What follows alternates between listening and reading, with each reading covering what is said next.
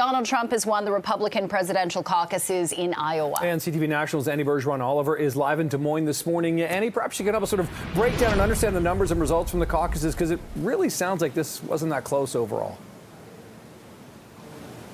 It really wasn't that close, but really, Nick, I don't think anyone thought it was going to be close, because for months before the caucus yesterday, Donald Trump was polling between 45 and 50%, and that's exactly where he landed. He landed at 51%, so he broke that 50% threshold that a lot of people were wondering whether he would actually do. Now, what's really interesting here is that in the last-minute polls before yesterday's vote, Nikki Haley was actually second at 20%, with Ron DeSantis third at 16%. Well, that's actually not what happened, and in fact, they went back the other direction where they had been a few months ago.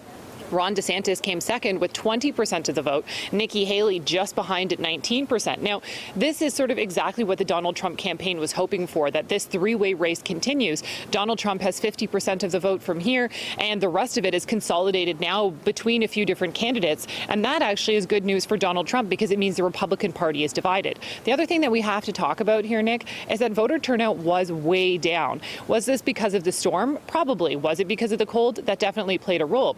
But it could also be because Donald Trump had such a huge lead going into the caucuses. A lot of people felt they didn't have to vote.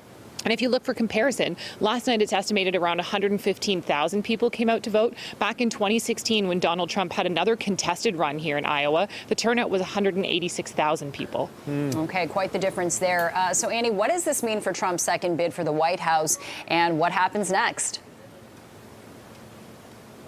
Well, a lot of people are calling this a historic night, because a president who loses a term doesn't often go on to continue winning the White House again. This is his third time in Iowa. He won once. He lost in 2016. And so a lot of people are saying this is an early sign of a resurgence from Donald Trump, especially because he does have such a dominating lead here, a commanding lead in Iowa with more than 50%. So for people, they're saying, look, this does show that Trump has a lot of support, especially when you look at where he won in Iowa. Almost every county he won. And it wasn't just among, Trump diehard supporters. There was also some so-called independents who were there. There were also some people in Maine downtown cores, highly educated, who would have traditionally been with DeSantis or a Haley, also went Trump. So it's showing that he is kind of getting a different demographic than he maybe had back in 2016 when he lost Iowa, but ended up going to the White House.